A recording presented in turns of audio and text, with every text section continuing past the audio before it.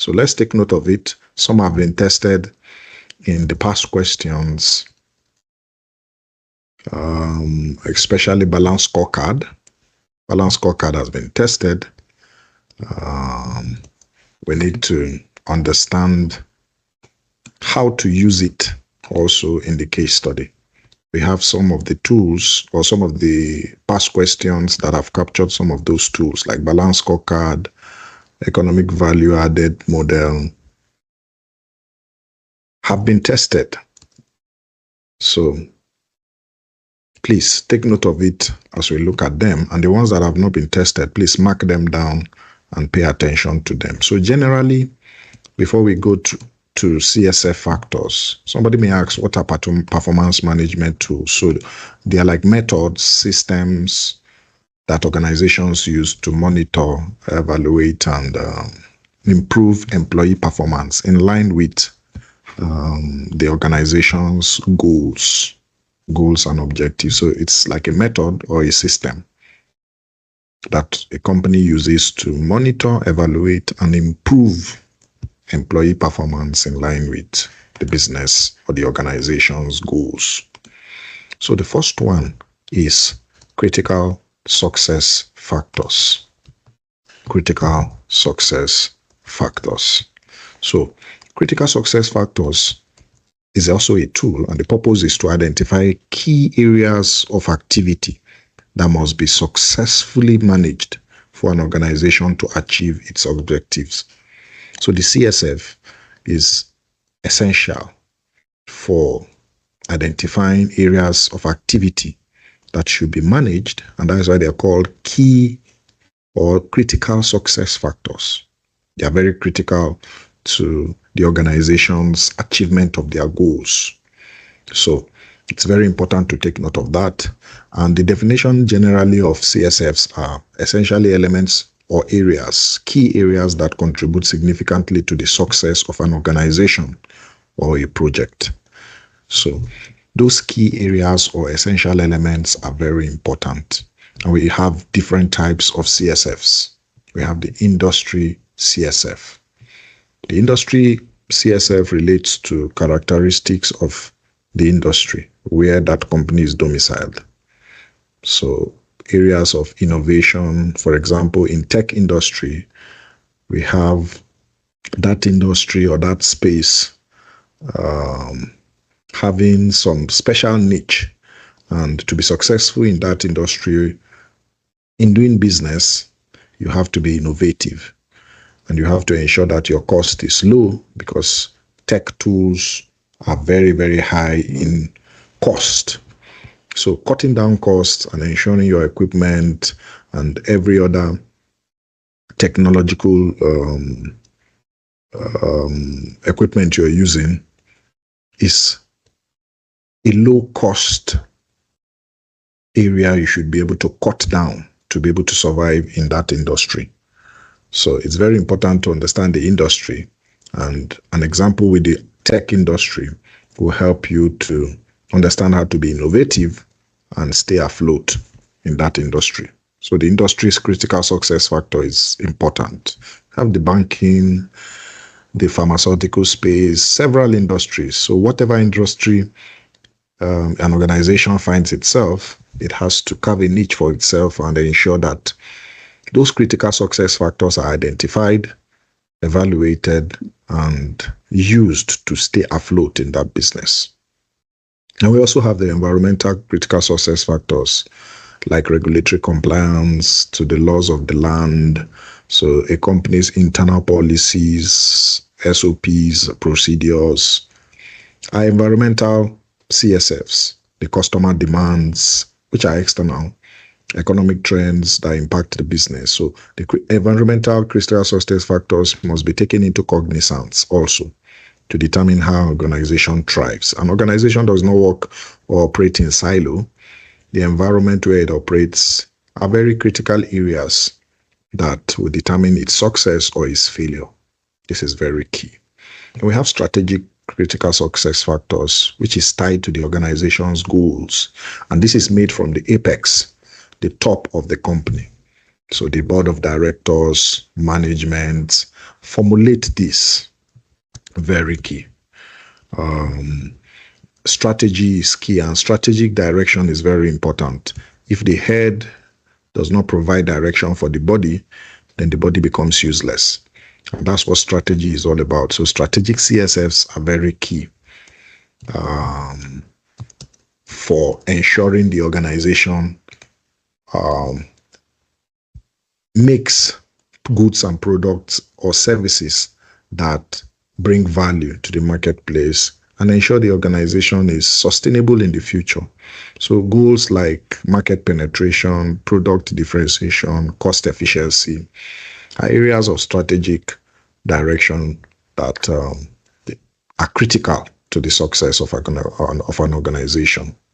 Then we have the temporal critical success factors, time-bound factors that are crucial at certain stages of a project or a life cycle, such as meeting deadlines, timelines, time-bound projects, product launch that must be launched at a particular time. So temporal success factors are very critical because they determine if an organization will do well in the short run and also hit their target temporarily. We also have managerial critical success factors that are internal processes like leadership, effectiveness, employee skills, and quality management that drive the overall success of the business. These human resources, which we look at as human capital, is very important. Very important. Very, very important. So take note of it as we are very, very meticulous about human resources, because no matter what you do in an organization, people drive the processes, they drive the activity. And without people, without the right people, the organization will fail. So this is a critical area. So there are steps. Having looked at the types of critical success factors, there are steps to identify critical success factors. You must understand the organization's objectives first. What do you want to do? Where do you want to go? What do you want to achieve? So clearly, you have to define the goals. Some organizations have them in vision and mission statements. And those are what drives the organization. And if it's a project, the organization has to be clear what the project is all about. So it's very important to take note of that. The goal of an organization and its objective is very important. Very important. So also the analysis of the industry and competition before it must be identified. The analysis of the industry and the competition, looking at the industry trends and competitors to understand which factors are key for success in that space. So an organization must face competition, whether providing products or services. Other substitutes are there. New entrants to the market will always pose a threat to an organization. So analysis of that industry and its competition, it's essential for it to succeed. Also, gathering input from stakeholders. The organization needs to consult with senior management, employees, customers to get a well-rounded perspective on key success factors. So input from key stakeholders are very, very important in ensuring that an organization stays afloat and makes it in the business space. This is very, very important. So let's take note of this as we ensure that we understand this subject very practically.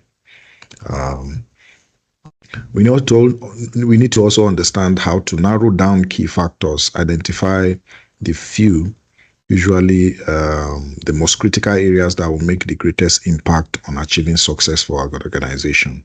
So there are success factors, but there are critical ones, and they need to align with the key performance indicators, KPIs.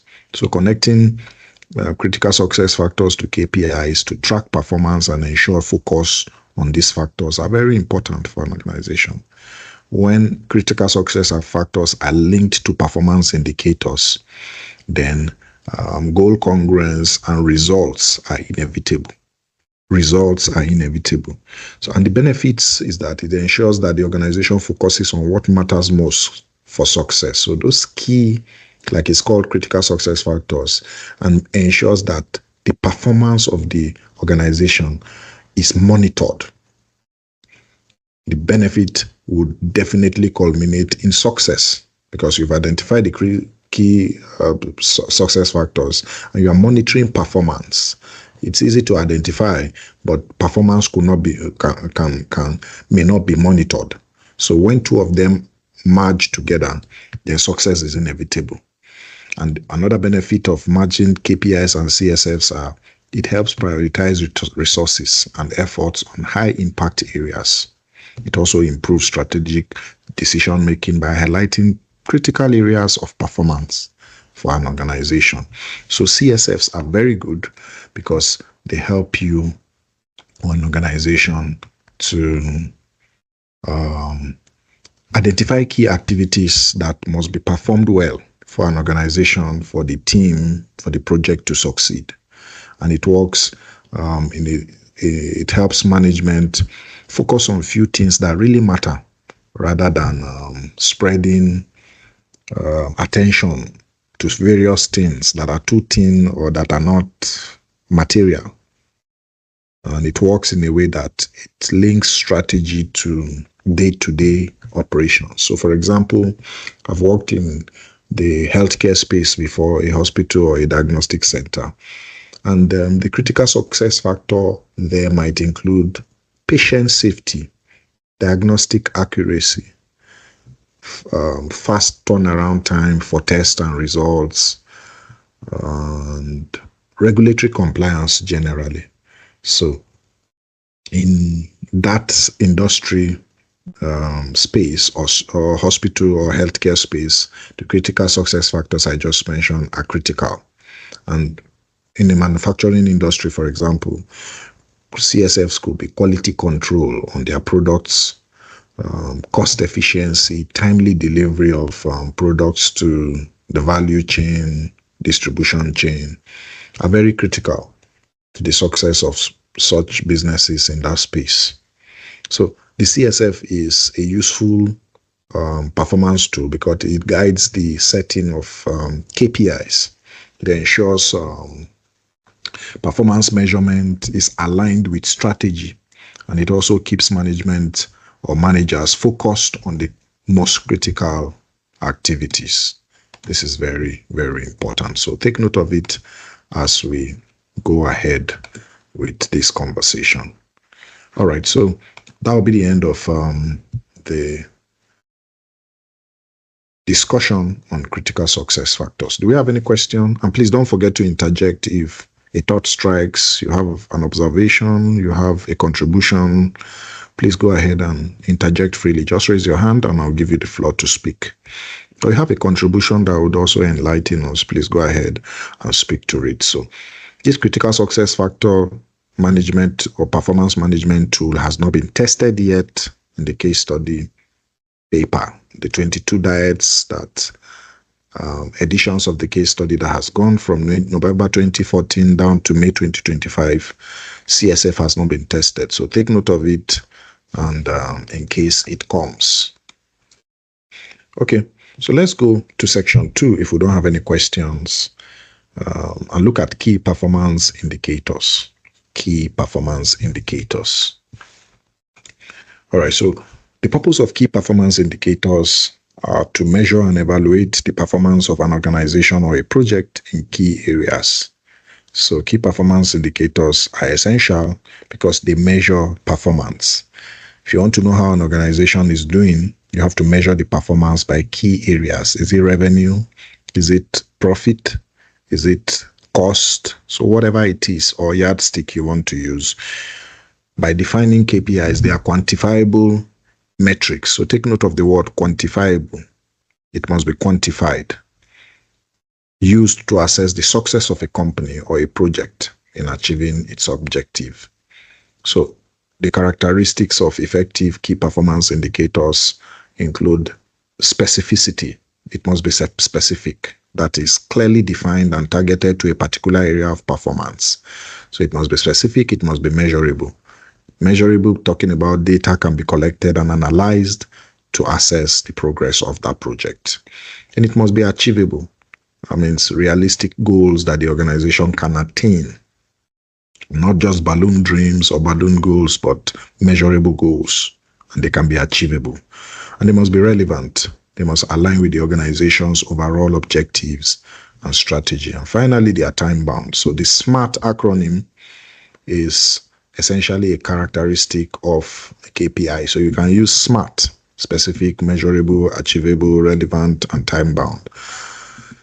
Time-bound talking about being able to track performance daily, monthly, quarterly, half-yearly, annually, like that. It's very important to understand. So we have several types of KPIs. We have, the first one is financial KPIs. You can measure the performance of a company by its financial output. For example, revenue. Revenue growth is a yardstick. Profit margin, gross, profit before tax, profit after tax, net profit, whatever it is, you could use it to measure. Return on investment, return on capital employed, all these are financial KPIs that can be used to measure the performance of a company. We also have operational KPIs. Could track the efficiency of internal processes, for example, production efficiency, cost per unit, lead time, how the distribution chain is being serviced quickly. Our operational KPIs that can be used to measure the performance of a company. We also have customer KPIs, which focuses on the customer satisfaction and engagement. So, for example, the customer satisfaction index, we normally do customer satisfaction surveys for businesses to see how customers are satisfied. You give them a form to fill and anonymously just tell them to fill it and tell you their honest opinion on how you've served them. So customer service, customer satisfaction surveys with scores rating the company are very good customer KPIs. Net promoter score, customer retention rate are all KPIs that can be used to measure how satisfied customers, clients are to your business, to your services, to your products. We also have employee KPIs. Sometimes we do staff satisfaction survey, true forms distributed to staff. Most organizations do it to measure the workforce performance, development, and satisfaction working in that space. So employee turnover, employee satisfaction, training completion rate can be measured through these questionnaires. We also have growth KPIs that track the organization's growth over time. We have like market share, number of new customers identified, product launch success rates, and several growth KPIs. So in developing KPIs, we need to identify objectives. You have to have clear objectives of business goals. What do you want to achieve? 10% increase in revenue by the next quarter, by next year. So the goal has to be clear. It has to be clear. Develop clear goals, business goals. Then determine the key areas and identify the specific areas of the business that impact these goals. Could it be revenue, marketing, customer service, HR, whatever area it is, you need to determine those key areas that will determine the performance of achieving the goals. Then you need to set targets. Define the SMART targets, make them smart. So for example, 20% increase in website traffic, 5% higher customer rate, retention rate, and put timelines to it. So your goals must be specific, measurable, achievable, realistic, and time-bound. So those targets have to be set to be able to achieve what you want to achieve. Then you monitor and analyze your results. Regularly track and review KPI performance to ensure the alignment with the overall objectives. So regular monitoring and tracking is very key in achieving goals set by an organization. Then you need to adjust as needed. Where goals are not achieved, targets are not met, you need to modify the KPIs to suit the needs of the organization. Modify KPIs if the business strategies change or if they are not driving the desired outcomes or results. So adjustments are allowed. In adjusting, you understand that setting these clear goals will push the organization to leave its comfort zone to be able to achieve what it wants to achieve. And the benefits is that it provides a clear focus. Setting goals provide clear focus for the organization, and it enhances decision making by offering data-driven insights. It also helps track progress through strategic goals, strategic directions, strategic objectives. It also improves accountability if you have goals across teams and departments. So KPIs are good. Personal KPIs, organizational KPIs help to ensure that an organization is chasing something. Very, very important. So just like we have personal goals, what we want to achieve, most of us are on the call right now because we want to qualify as chartered accountants. So it is for organizations who want to thrive in the business space. They must have these key performance indicators to measure progress. So some of us will say, my goal is to qualify by November. Good goal. And you work towards it, set targets to read, to attend classes, to practice. So that's how KPIs work. And you measure your progress by what you're doing per time, ensuring that everything you're doing is measurable, is realistic, and is time-bound, because the exam will not wait for you. By November, you just have to get ready for the D-Day. So in summary, the KPIs we're talking about, in brief, we said they are quantifiable measures that track progress towards achieving specific objectives. KPIs translate strategy into measurable targets. So this is how it works. KPIs are actually derived from critical success factors. When we're looking at the critical success factors tools, we link them to KPIs because it works in the sense that they show whether critical areas are being achieved financially or non-financially. That's what KPIs are all about. So for example, I used the diagnostic business space where I worked as an example, and I said average patient waiting time in minutes, percentage of accurate lab results verified, revenue per patient visit, and all that could be KPIs that could measure the performance of the diagnostic business. Then for a retail company or retail business, sales growth in percentage, customer retention rates, inventory turnover ratio could help, or are measurable or key performance indicators in that space to help track performance. And it's very useful. The KPI is a useful performance tool because it provides clear, trackable evidence of performance, and it helps identify gaps and enable decision making. And this makes success very measurable in financial and non-financial terms. Take note of that.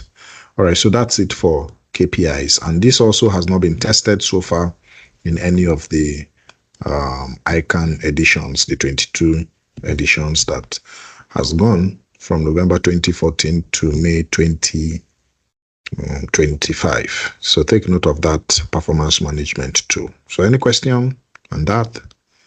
So we could run. The question, observation. So we could move to the next tool. Okay, so I believe we are following. The next one we'll look at is balance scorecard. Balance scorecard, a practical and a tool that it's It's very good and it's practical. I've used it, in fact, in my last business or last working in my last workplace. We use it as a tool. In fact, the CEO is very meticulous on balance scorecard. He's always saying, okay, anytime management board meetings are coming, the reports should follow the balance scorecard structure. So it's a practical tool, and it has also been tested in one of the diets. I think 1 or 2 diets have tested the balance scorecard. So it's a practical model, and it's a good model. It resonates with the business space and is practicable. I am not saying the first 2 models we looked at are not practicable or they are not practical, but the balance scorecard is actually very practical and has been used by businesses to define their processes, financial, non-financial, and it has helped them also to derive results based on that 4 or quadruple model in what was structured in the balance scorecard model. So it's a good model, and I want to pay attention to it. So the purpose of the BSC model is to provide a comprehensive framework for translating an organization's strategic goals into measurable performance metrics across multiple perspectives. So there are 4 perspectives. I call them quadruple perspectives. The framework helps us to understand how to use it to derive results, positive results that drives the business. So by definition, the balance scorecard is a performance management tool that aligns business activities with the organization's vision and strategy. And it focuses this on 4 key perspectives. And the 4 key perspectives, looking at the first one, talking about financial perspective. Financial perspective measures the financial performance and profitability of the organization. Very clear.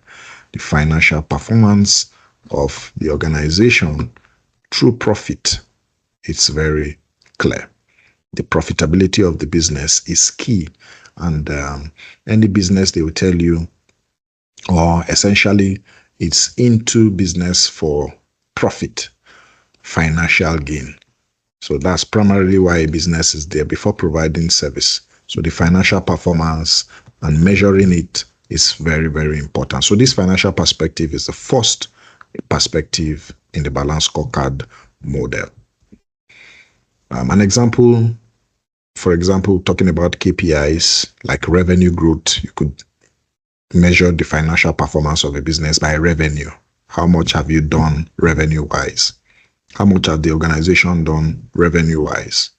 What are the returns on investment? What is the profit margin? So these are measurable financial performance or key performance indicators. So the financial perspective is the first perspective on the balance scorecard model. Number 2 is the customer perspective. The customer perspective focuses on customer satisfaction, customer retention, and generating a huge market share. So a focus on customer perspective is one of the balance scorecard model that helps organizations to stay customer-centric. You can't get money or perform financially without having customers or clients that patronize the business. This is very important. So customers or businesses that focus on customers, ensuring that customers are well served, well catered for, those businesses thrive in the long run. Businesses that are of value provide value to customers. They don't treat customers anyhow. They ensure that customers are served right, and in turn, they generate customer loyalty and ensure that the business is serviced by those same customers. So this model helps us to understand how to place priority on helping and serving customers very meticulously. So an example on the customer KPI speaks to customer satisfaction surveys. We've spoken about it in the KPI model. The net promoter score, customer retention. So this example or areas would help businesses, and utilizing these tools, stay customer centric, ensuring that customers are given that priority. They said in some businesses that the customer is the king. Such phrases, what if they are true? Ensure that the business is driven by customers. That's what it means. Customer is king and not the producer or the management or staff is king, something like that. All right, so the third perspective is the internal business processes. The internal business processes. This component assesses the efficiency and effectiveness of internal processes that create value. So for you to do well financially, to drive and bring more customers to your business, your internal processes have to be top-notch. The business has to have top-notch services where you are having good internal business processes. Then it will culminate in customers coming, being serviced on time, shorter turnaround time, like I provided in the example of the diagnostic center business. Shorter turnaround time, people are serviced on time. Time, they say, is money. Time is value today. So we have to be time conscious. So business processes that create value and shortens time always get more customers. They'll tell you, go to that place, you get what you want fast, fast, fast, fast. So everybody wants to save time these days. And internal business processes that are effective and efficient in saving time create that value and patronage. This is very key.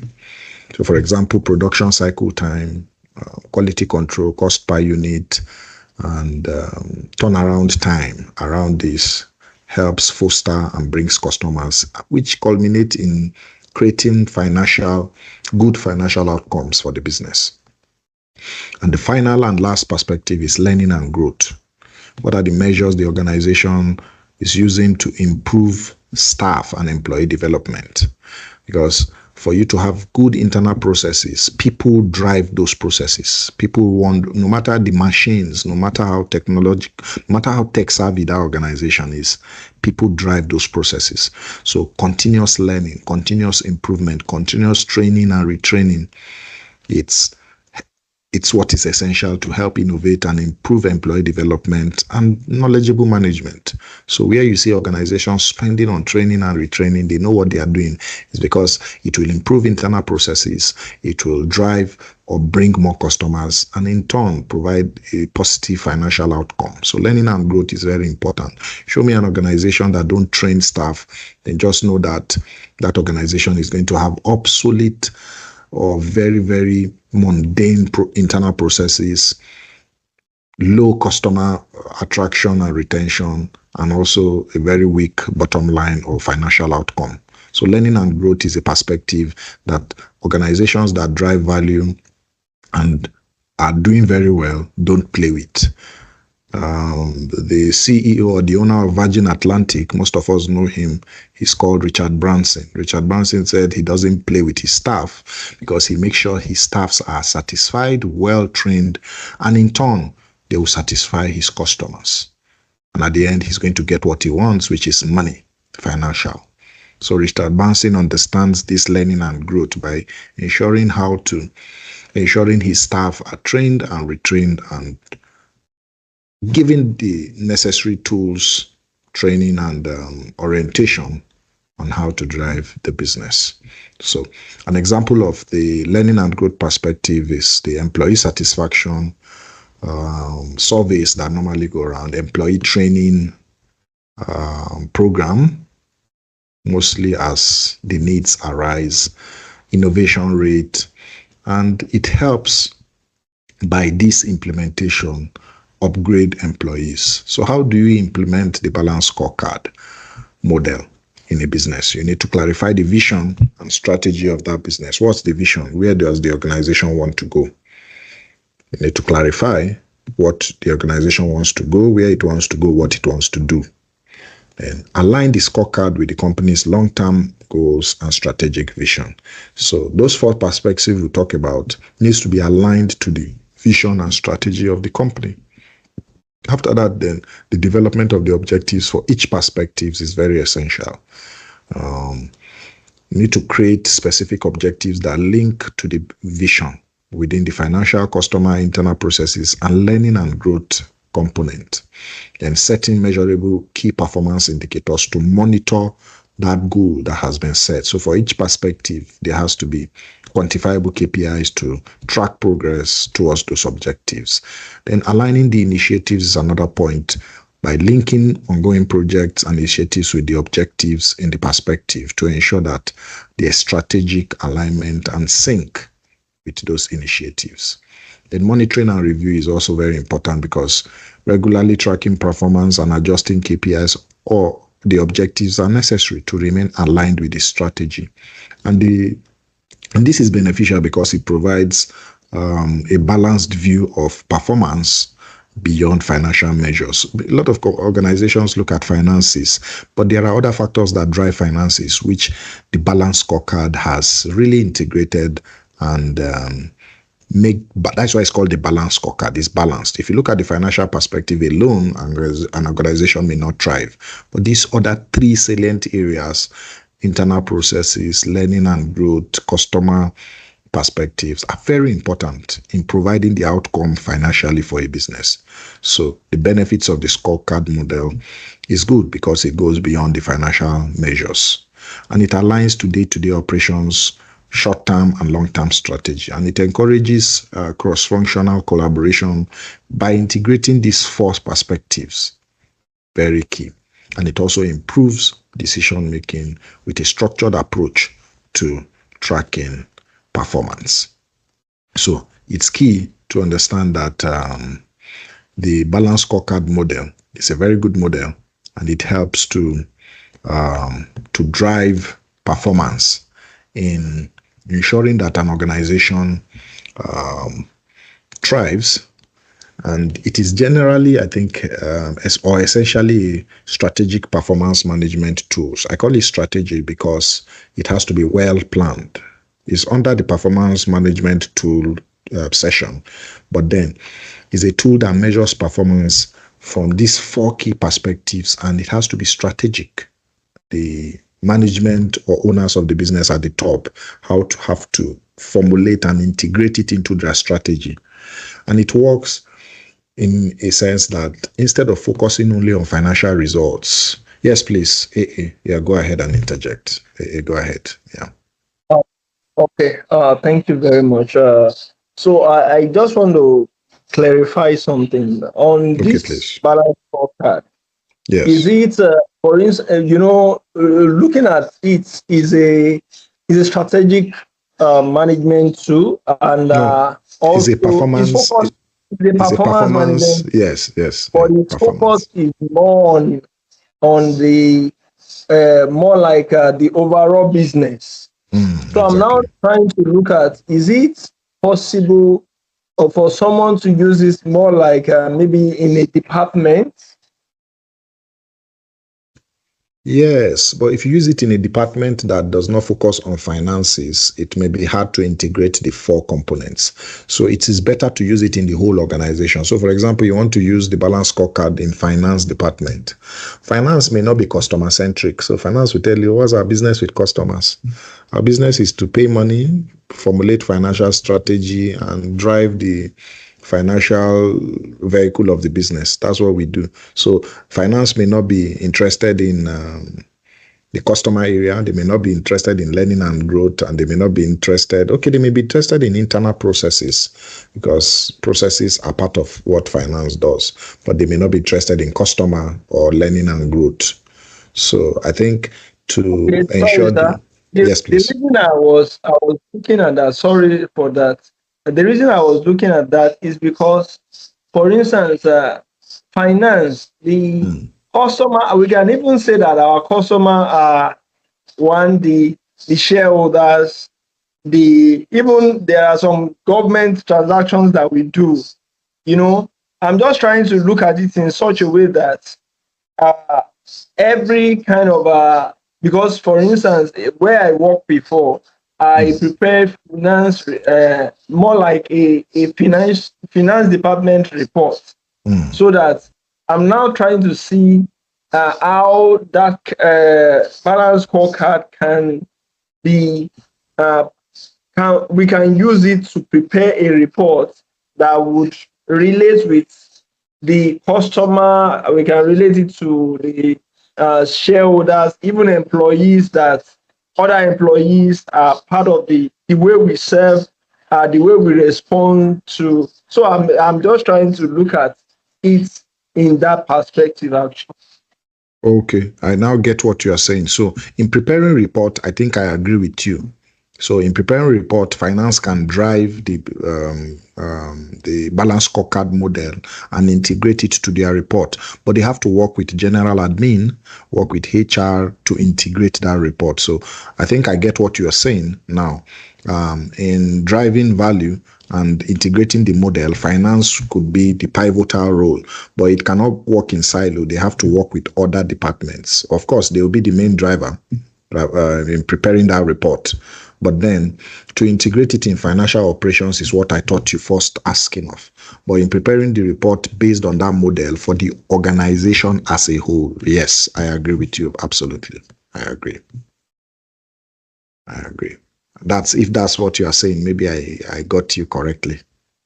Okay, sorry, sir. You got me, but I just want to clarify the thoughts. The bottom line is this. I understand it from the perspective of the business as a whole. But for instance, I as the head of finance department, I'm presenting a report for the department to show how, for instance, the customer aspect, I'm bringing in I'm trying to look at how it will relate, how we relate with other employees, how we relate with how we serve, serve other employees, how we serve preserve the shareholders' values, and the learning, in terms of learning, how we are learning in new technologies, our professional development, like that. So I'm just trying to see it in terms of internal processes, how we are flowing with the policies and the formulation of policies that we are coming up with. So things like that, I'm just thinking that we can deploy that in a finance department as well. I understand the fact that looking at it holistically, you have a broader insight, deeper insight to share, while the one for departments, which I'm explaining now, is quite limited. But I'm just trying to see that it's also a possibility, basically. Yeah. I think I agree. I agree with your last thoughts. They are actually a possibility if it's integrated.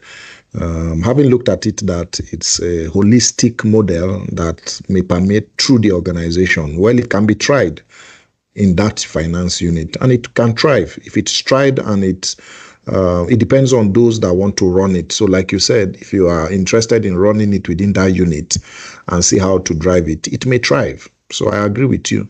For example, as the head of finance, you can say, okay, we are using this model to drive our activities.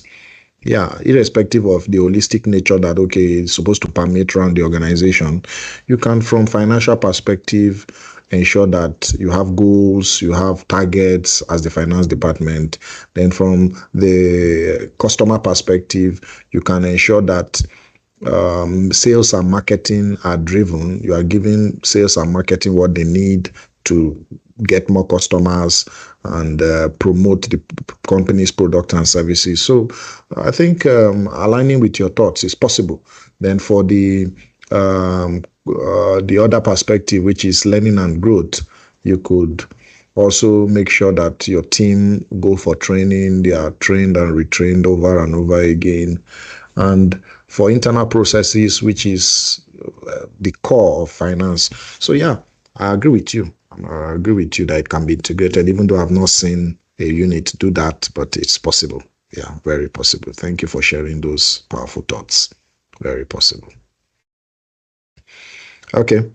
That was a wonderful one, a good engagement, incredible engagement. So anybody wants to share some thoughts too? This model is a practical model, and I think it has been tested once. You can go through the playlist of the past questions on my YouTube channel. You should be able to see. I can't remember or place my hands on which diet now or the year it was tested, but just go through the playlist. You can go through the playlist on my Facebook, on my YouTube channel to check the past questions. I have a playlist for just past question videos. So if you click it, you can go through them too. Just from the description, you can read and know which one is balanced scorecard. Was tested in which diet, so that you can see how the reporting is, how to measure or understand the model in a full exam question. Yeah.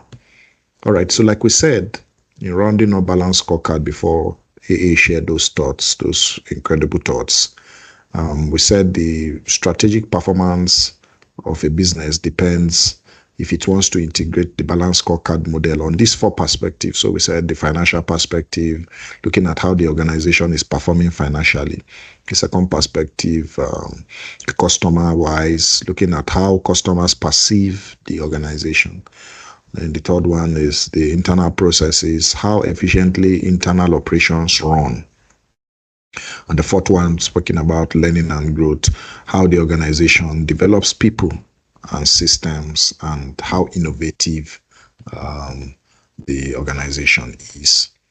So the model works in the sense that instead of focusing, like we said, on only financial results, the model ensures a balanced view, because performance is linked to strategy, to also measurable goals across these other perspectives, these three perspectives. So for example, like the diagnostic space I've been using as my example. So in the diagnostic center, you could look at the financial perspective as cost per patient, revenue growth for that organization. So each patient's cost and what the patient brings could be a perspective in the financial perspective. Then for a customer, you could look at the patient satisfaction scores from the surveys and their feedbacks. I remember vividly, we normally have these satisfaction forms we keep. So after you've taken your test and all that, you could just sign and write if you're satisfied or not. And that's collated at the end of the week, the month, to see how customers are satisfied and areas of improvement and areas where they've complained of bad service. So the customer patient satisfaction score is a perspective that helps to also drive the business. And the internal processes, looking at turnaround time for lab results, accuracy of those results, a diagnostic center where you go for maybe genotype test and you are AA and the result says AS and you have to go for repeat in different tests, you can see that the internal processes have issues. So areas of internal processes that culminate in good results should be actually focused on by the organization. And also learning and growth, which is the last perspective. The number of staff trained in new diagnostic technologies, new equipments is very important. Like where I worked, you have, in fact, in the region, in the northern region, there was only one MRI. MRI is the magnetic resonance imaging machine. And it was a cash cow for that organization. Because in the whole of the North, only the organization, as at then, where I worked, had the MRI. So new technologies, new equipment, teaching your staff how to use them could give them that niche, that edge, and also drive financial performance. So that's for the diagnostic or health business space. Then for a manufacturing company, the financial areas or financial perspective could be return on investment, profit margins, and areas around revenue could be the financial yardstick or perspective the organization could look at. Then for the customer, on-time delivery rate, ensuring that products and services reach the distribution chain on time. It's being customer-centric. Then for the internal processes, production, defect rates, reduction in it would help drive processes, reduce breakdown of equipments. And the learning and growth, speaking to employee training hours per year, how many times do they go on training? How is training integrated into each year's budget would really facilitate how learning and growth is driven in that manufacturing business space. So the tool is very important and is useful because it gives a comprehensive picture of an organization's health, and it aligns performance with long-term strategy and helps avoid short-term thinking. It's very important. The balanced scorecard model, it's a sustainable model and it's futuristic in its approach. Very, very key. All right. So, yes, please. Yes, please. Please go ahead. Share your thoughts freely. Yeah, I'm just thinking that the balanced scorecard, if it is not even tested in ICAN exam, the whole case study scenarios talks about financials and non-financials. To me, it's even a balanced scorecard in itself, even though it might not be tested. But the whole scenarios, you talk about business environment, talk about financial, talk about other scenarios. So to me, it's even a balanced scorecard. Exactly. I think I agree with you because everything you have to do in the case study scenario is financial and non-financial. So whether you move to the customer area or driving learning and growth is almost the same thing. So I agree. Yeah. Thanks for sharing those thoughts. I agree with you. Absolutely. So we need to understand the model, and if it's tested, then we know how to integrate it into the model. All right. Thank you for those thoughts on the engagement. We'll go on break now. This is 8:59. Let's go on a 10-minute short break. I'll come back to round up. We're going to value for money, and we'll come back on the short break. So see you guys by 9:10. Let's take our eyes off the screen and stretch for 10 minutes.